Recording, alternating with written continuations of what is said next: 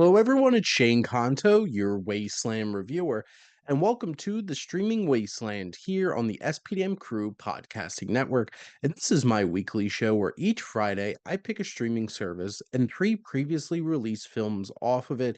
And hopefully, by the end of this episode, you have a nice full weekend of movies to go check out.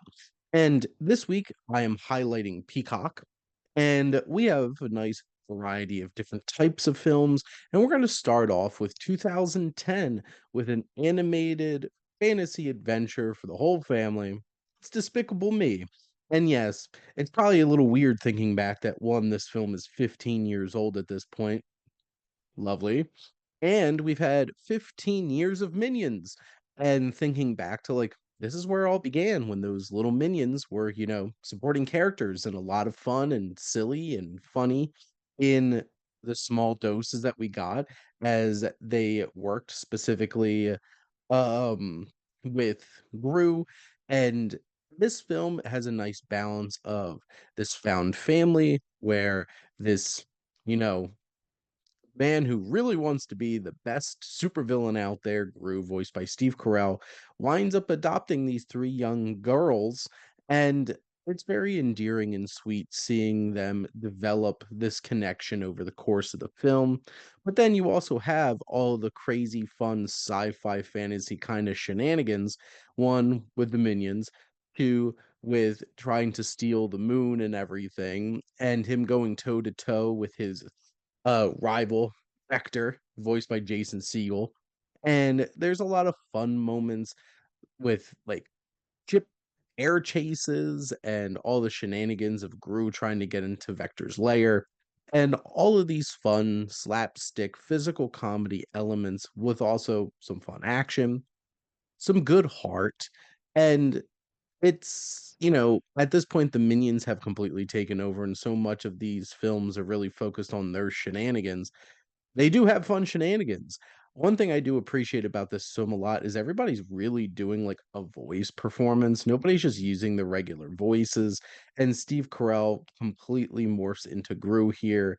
You have Russell Brand and Julie Andrews and Will Arnett and all these different characters. These characters that come to life thanks to these committed performances from this cast. You even have Miranda Cosgrove and Elsie Fisher and Dana Geyer, who bring the voices of our fun little girls here, and cute and adorable.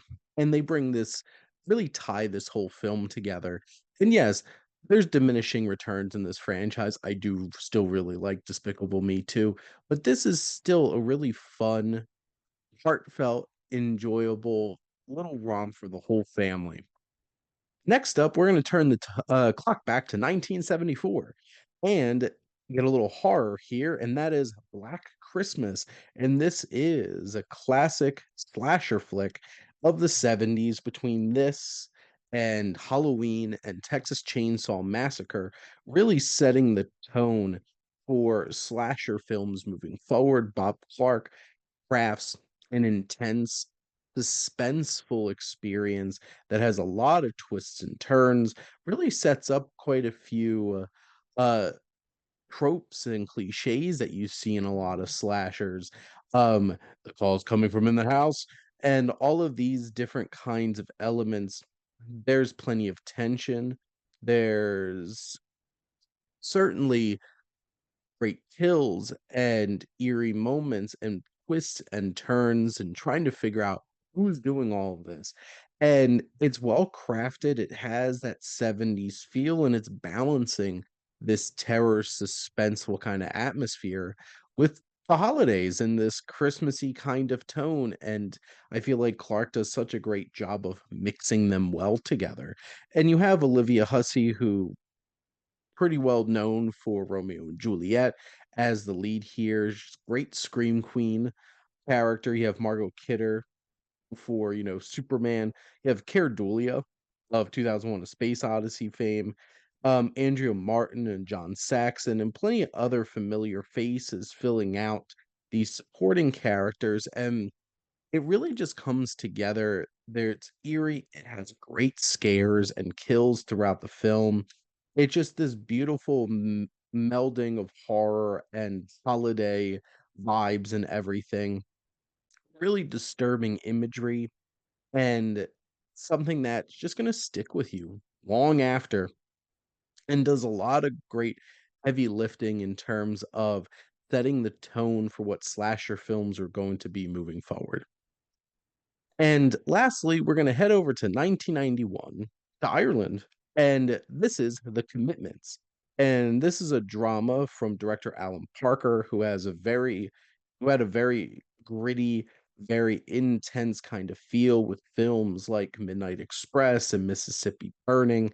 And here, this is a film that really captures the spirit of Irish culture as we follow Jimmy Rabbit, an unemployed Dublin boy, decides to put together a soul band made up entirely of Irish working class people.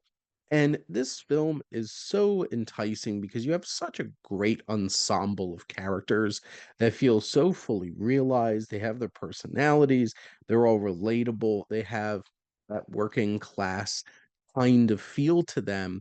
And all of them are just trying to make ends meet, but come together to build something special, meaningful, and impactful. And the music really is at the heart and soul of this film, and it's very effective and engaging and brings things together. It captures Ireland and this particular point in time where people were struggling and just trying to make ends meet, and the joy and the meaning that this band could bring to people. And you have Robert Arkins, Maria Doyle Kennedy, and plenty of other really talented performers who bring so much life to this.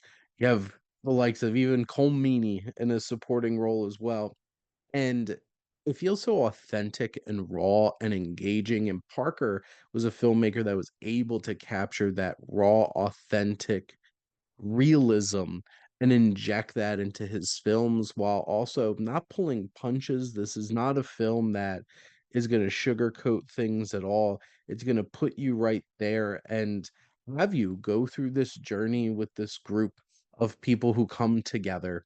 And this is one of those classic dramas that really explores working class culture in an impactful and interesting way. The 90s were certainly an interesting time for that. You kind of had a different tone with like the full Monty, but this, it has its humor, it has its drama, it has that, it has weight to it.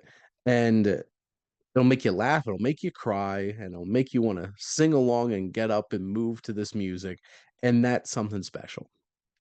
But that is a wrap here on this week's episode of the Streaming Wasteland. But let's do a little summation. So you're going to head over to Peacock and you could check out 2010's Despicable Me, 1974's Black Christmas, and 1991's The Commitments. But thank you for listening. Make sure to follow, uh, thank, make sure to like, comment, and share on this episode. What's your favorite, not Disney animated franchise? What's your favorite old school 70s slasher flick? And what's your favorite tale of, like, I'm a big fan of Irish cinema, and what's your favorite film that really explores Irish culture? And make sure to follow or subscribe wherever you listen to your podcast. The SPM Crew Podcasting Network is ever expanding. We have so many great shows with all kinds of different genres of things that you can go through and different special interests that you'll find something that's going to connect with you. And if you want to be a part of it, reach out to us on our website to be a guest on one of our shows or even to host your own podcast if that's something you want to explore. And if you like our logo, check out Highflyer Creative for all your digital marketing needs. But most importantly, thank you as always for tuning in and supporting the streaming wasteland here on the SPM Crew Podcasting Network.